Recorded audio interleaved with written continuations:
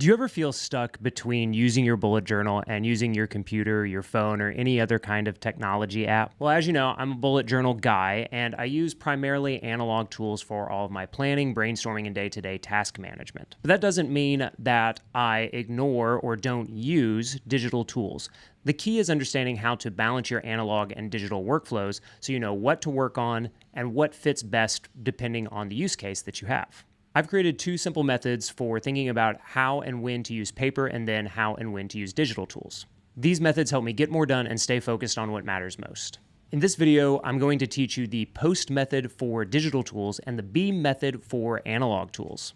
By the end, you'll know exactly how to use each one. I'll show you how to pick the right tool and use case for any task so you could stop wondering about what to do, when to do it, and just get started. Now, since I'm an analog bullet journal guy, let's start with the paper-based workflow first. And the acronym that I use for my analog workflows is BEAM, which stands for Brainstorm, Encode, Anchor, and Minimize.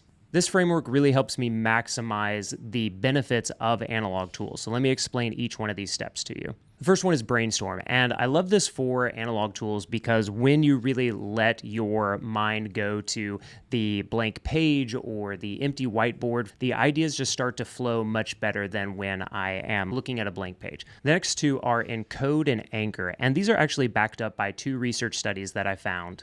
And I'll link to those in the description below. But Encode is where you're actually writing the thing down. It really matters that you put pen to paper or you put marker to whiteboard and start to make that encoding from the thing that you're thinking about to the page and back to your brain. One of the studies that backs this up shows that students who took notes on a physical notebook with pen and paper performed better on tests and retained more information than students who were just taking notes on their laptops. The A stands for anchor, which relates to the physical act of anchoring the ideas in your mind through the real-life haptic feedback of writing something down and getting that pen-to-paper, mind-body meld connection going on. This tactile experience of writing makes our commitments feel more real. And last but certainly not least, the M in BEAM stands for minimize, which means when we're minimizing distractions, when we're minimizing notifications, that even as great as digital tools are, it comes with the game when you're using a digital tool. And when you're just using pen and paper or whiteboard or sticky notes or note cards, whatever it might be, you are minimizing all those distractions. And the risk of, even if you're working in a cool tool like Notion, you're still going to see things that can distract you. Even if they're not notifications, you might see another page that you're interested in. And so minimizing the distractions is another key feature and benefit of the analog experience.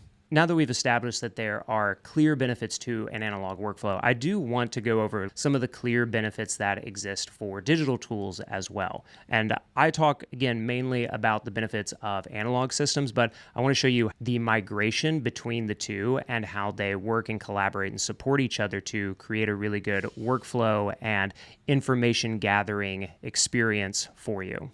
The acronym that I have for digital tools is called POST, which stands for Produce, Organize, Sync, and Track. So produce could also mean production. This is where and how I'm producing the final piece of work that I'm going to share with you, that I'm going to send to a client. I could write out my newsletter by hand, but I can't send it to you. And so actually getting into the digital tool, this one probably makes a lot of sense. It's the production actually happens, the publishing actually happens in a digital tool, because that means that more people can see and connect with the work that you're doing. The O stands for organize, and I think this is arguably digital tools' greatest strength, especially with the integration of AI into tools like Notion, and it's kind of infiltrating all of our digital tools. And what that means is the searchability of digital has always been a winner over analog.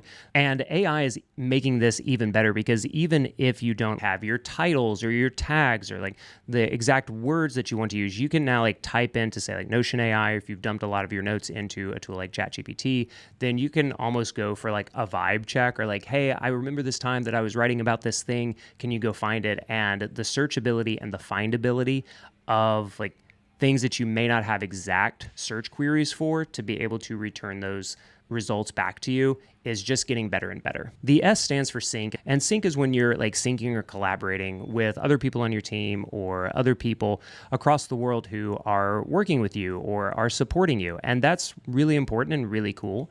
The thing that, again, I want to keep coming back to is you have to be able to take a step back and remove yourself from some of the syncs at times so that you can minimize distraction and focus on the work that you need to do. And finally, tracking, even though I like creating like habit trackers and different types of analog trackers in the bullet journal, like putting that into like literally a spreadsheet and being able to count, look at sums, generate reports, just look at like, hey, how many days did I work out versus how many did I not? You can start with that in an analog tool like your bullet journal, looking at progress reports and tracking over like a lot of data or a long period of time.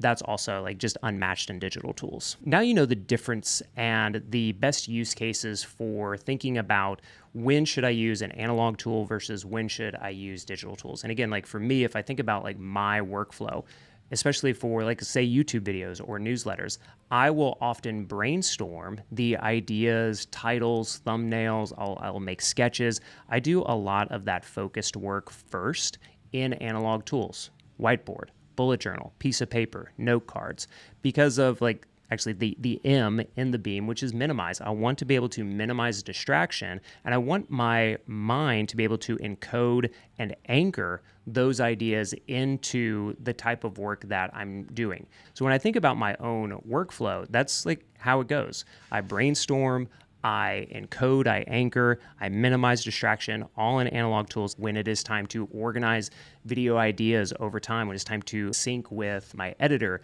then those all happen in digital tools. And of course, I track success, I track numbers, open rates, all of those things happen in digital tools. So when I'm following this workflow, I find that the work flows much better for me. And so the key isn't like only using analog or only using digital. It's about understanding the benefits of both systems and how they can serve you the best in the work that you want to be doing. Use analog tools for brainstorming, deep thinking, making strong commitments, and staying focused. And then turn to digital tools for producing your final work, organizing information, collaborating with others, and tracking progress. Remember that constraints can be features. The thing that you think is a frustration can be the thing that unlocks your creativity and the work that you really want to be doing. I've always loved and hope to communicate to you that the limited space, the actual constraints that you have on a notebook or a whiteboard or a note card can actually be the thing that frees up your mind to think more creatively and in more innovative ways.